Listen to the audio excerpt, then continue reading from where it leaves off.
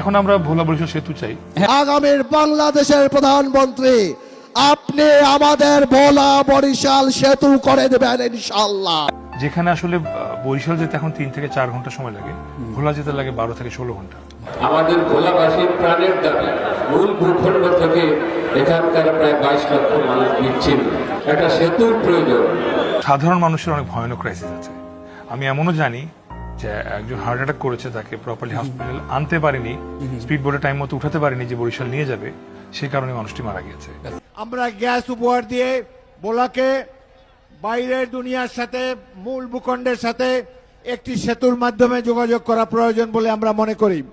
বরিশাল গিয়ে বরিশাল থেকে তার পিছনে ফেরিঘাট, আরো দূরে ফেরিঘাটে গিয়ে বসে থাকতে হবে। অনেকগুলো ফেরি নেই, 4-5টা ফেরি, তার মধ্যে 2টা অকেজো, 2টা চলে, 2টা চলে না, মাঝে মাঝে চলে বেঁধে যায়।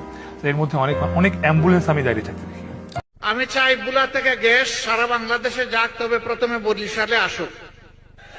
কিন্তু আমি এটাও চাই যে বরিশাল থেকে একটা সেতু ভোলাতে যাক।